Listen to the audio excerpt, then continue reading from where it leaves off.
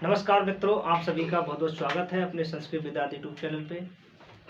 आप सभी का जो बैच चल रहा है जीरो से हीरो, विभिन्न परीक्षाओं में जो पूछे जाने वाले प्रश्न हैं वो आपको संभवतः सभी मिलेंगे, क्योंकि जब तक हम जो रीडिंग है अच्छे से कर नहीं लेते हैं तब तक हमारा जो ऑप्शन लगाना रहता है वो इस संदिग्ध में रहता है। और जब हम उसका अच्छे से प्रिपरेशन हो जाता है, अच्छे से उसको पढ़ लेते हैं लाइन बाय लाइन, तब आप उसका ऑप्शन बहुत अच्छे से लगा सकते हैं। तो जल्दी से जल्दी जुड़ जाइए दोस्तों, और सभी अपने दोस्तों के लिए इस लिंक का शेयर कर दीजिए जिससे कि सभी इससे लाभ मिले। चलिए बात करते हैं हम। इससे पहले हमारी कई क्लासेस हो चुकी हैं। अब जो हमारा क्लास चल रहा है यानी कि उसी वर्णमाला में ही चल रहा है, और वर्णमाला में जो व्यंजन हैं उन पे चर्चा हो रही है। और उन व्यंजन वर्णों में आज हम कुछ आपके लिए नए वर्ण बताएंगे जो कैसे कैसे करके आते हैं और उनका क्या नाम दिया जाता है। बाकी अभी हमारा उच्चारण स्थान बचा हुआ है, वो भी आगे बढ़ाएंगे। चलिए बात करते हैं यहाँ पर व्यंजन की। व्यंजन, ठीक है।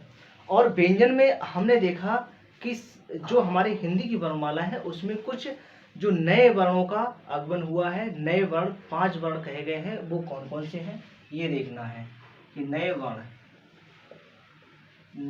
जो हैं उनको देखना है वो कौन कौन से हैं।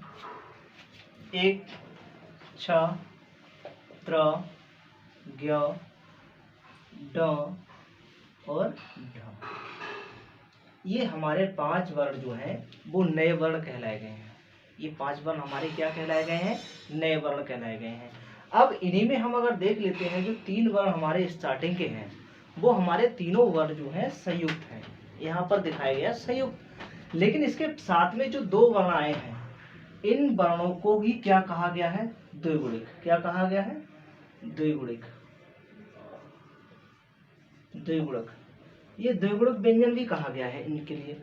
अब क्यों कहा गया? क्योंकि जब भाषा हुई तो भाषा में कहीं ना कहीं किन्हीं शब्दों को देखा गया वर्णों को, तो उनका उसी हिसाब से प्रयोग भी कर दिया गया। यदि आप इन द्विगुणिक वर्णों को आप देखेंगे वर्णमाला में तो आपको कहीं ऐसा दिखाई नहीं देगा, क्योंकि टा वर्ग में ही आपको ट, ठ, ड और ढ, ये ड और ढ मिलेंगे। वहां आपके लिए नीचे इस तरीके से हिंदी लगी हुई नहीं मिलेगी। लेकिन यहाँ पर आप देख रहे हैं, और यही पूछा भी जाता है, पूछ लेता है निम्नलिखित में से कौन सा वर्ग दे देगा, वो कहेगा वर्ग में से, तो आप भ्रम में ये आप लगा देते हैं, तो वहाँ पे हमारी गलती हो जाती है। लेकिन यदि आपसे प्रश्न पूछे निम्नलिखित वर्णों में से कौन सा वर्ण द्विगुणिक है, तो आप तुरंत इन वर्णों को देखेंगे और इन्हीं वर्णों को लगा देंगे। उसके बाद हम बात करते हैं कुछ हमारे आगत वर्ण हैं। जो आगत वर्ण की बात में आई, तो आगत वर्ण जो है क्या है? आगत वर्ण क्या है? जैसे कि इंग्लिश में कुछ ऐसे शब्द हैं जिनका प्रयोग हमें हिंदी में देखने को मिला।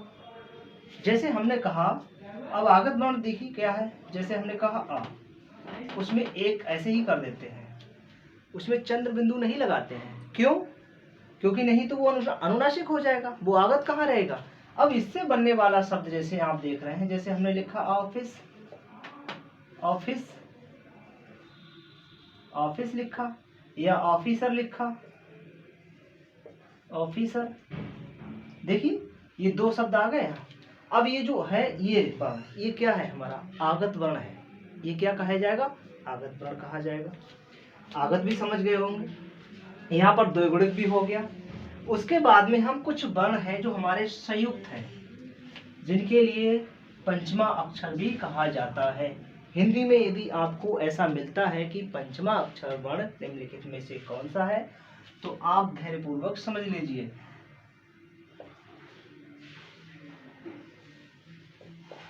पंचमा अक्षर। अब देखिए, इसी पंचमा अक्षर को ही अनुनासिक कहा जाता है। अनुनासिक वर्ण, ठीक है।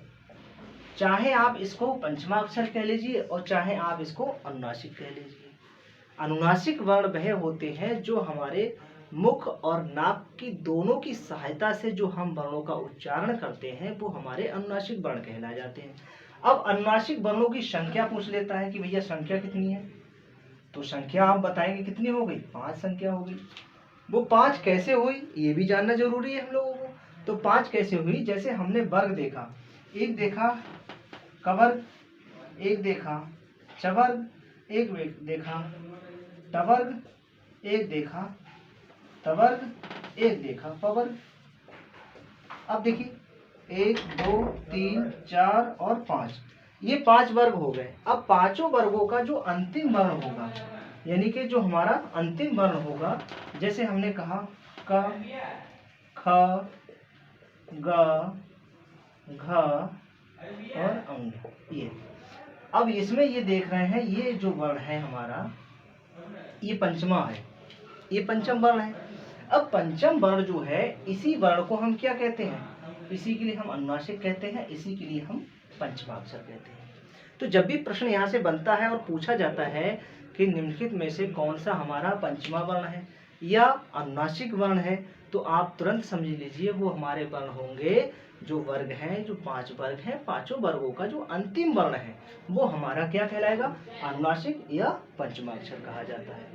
मैं समझ रहा हूँ, उम्मीद समझ रहा हूँ, आशा करता हूँ कि आप इसको बहुत अच्छे से समझ भी गए होंगे, क्योंकि आगे बनने वाले जो प्रश्न होंगे वो भी मैं आपको अवगत कराऊंगा। अब इसके बाद हम देखते हैं, ये पंचम हो गए यानी कि अनुनासिक वर्ण हो गए। उसके बाद में हम आगे थोड़ा बढ़ेंगे तो इसमें हमारे कुछ वर्ण आते हैं, जैसे संयुक्त व्यंजन। क्या आते हैं? संयुक्त व्यंजन। अब देखिए संयुक्त व्यंजन, ये भी पूछ लेता है कि संयुक्त व्यंजन क्या है या संयुक्त व्यंजन कितने हैं। तो संयुक्त का तात्पर्य क्या होता है कि जब दो वर्ण का योग हो जाए, जब दो वर्ण मिल जाते हैं तब जाके एक वर्ण होता है, तो वो क्या कहलाया जाता है? संयुक्त कहा जाता है। तो इसी तरीके से यदि संस्कृत में देखेंगे तो संस्कृत में हमें 3 ही वर्ण मिले हैं, लेकिन हिंदी में हमें 4 वर्ण दिखाई देते हैं और 4 वर्ण वहां पर मिलते भी हैं। जैसे हमने कहा छ, त्र, ज्ञ और श्र, इस तरीके से आपको 4 वर्ण मिलेंगे। ठीक है, ये 4 वर्ण हमारे क्या हो गए? संयुक्त हो गए। अब इन संयुक्त को आपने समझ लिया कि संयुक्त हमारे 4 वर्ण हो गए। अब ये किन वर्णों से बना है ये भी जानना जरूरी है। क्यों? क्योंकि अब जो प्रश्न बनते हैं उन प्रश्नों में ज्यादातर यही देखा जाता है कि जो वर्ण हमारे पंचम है, वो यहाँ पर जो हमारे संयुक्त हैं, उन संयुक्त में क्रम देख लेता है कि कैसे करके वो बनते हैं। आपके लिए अभी समझाऊंगा। जैसे यहाँ पे कहा ये हमारा छ है, तो जैसे अब इसमें क्या संयोग है? जैसे हमने कहा क, और इसे हलंत करेंगे, उसके बाद मूर्धन ष रहेगा, तो इनके योग से हमारा कौन सा वर्ण बना है? छ बना है। ठीक है, इन दो के योग से हमारा बना है छ। उसके बाद में त्र देखिए, तो त इसे हलंत करेंगे, उसके बाद इसमें रा आ गया, और उसके बाद इनका दोनों का जब योग हो गया तब क्या बना है? त्र, ये बन गया। उसी तरीके से ज्ञ देखिए, तो इसमें ज है, हलंत रहेगा और या रहेगा, तो ज्या से बनेगा, तो ये हमारा ज्ञ हो गया। उसी तरीके से स्र है, इसमें देखिए स तलब वाला हलंत रहेगा और फिर इसमें रा रहेगा, तो इनके योग से हमारा क्या बना? फ्र बना। तो यहाँ पर ये हमारे क्या रहे? संयुक्त व्यंजन रहे, यानी कि इसमें 2-2 वर्ण हमें प्राप्त हो रहे हैं। अब प्रश्न जो बनेगा वो कैसे बनेगा, आप बहुत अच्छे से ध्यान से देखिएगा कि इसमें जो प्रथम वर्ण है ये क्या है? हलंत युक्त है। ये जो प्रथम वर्ण है ये हलंत युक्त रहेगा, तभी आप पहचान कर पाएंगे। क्योंकि वहां जो प्रश्न बनाते हैं तो वो ये देख लेते हैं, इसका क्रम थोड़ा सा चेंज कर देते हैं। वो क्रम कैसे चेंज करेंगे? वो आपका ऐसे करेंगे कि कभी कभी आपको ऑप्शन में दे देंगे, ऐसे श दे देंगे, क दे देंगे और यहाँ हलंत लगा देंगे।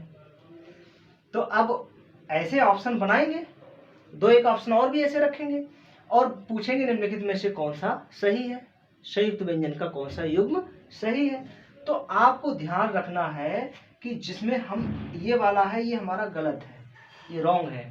उसके बाद में जैसे ही देखेंगे हम का होगा, का पे हलंत होगा और श होगा, तो ये हमारा राइट है, ये हमारा सही रहेगा। क्यों? जो प्रथम वर्ण होता है वो हमारा अर्ध होता है, उसके साथ में जो संयुक्त वर्ण है, इसमें श है, इसमें रा है, इसमें या है, इसमें रा है, तब जाके ये संयुक्त व्यंजन बने। तो यहाँ पर हमारी जो बात रही संयुक्त की रही। उसके बाद में अब आ जाते हैं हम लोग व्यंजन में ही कुछ हम उच्चारण स्थान देख लेते हैं।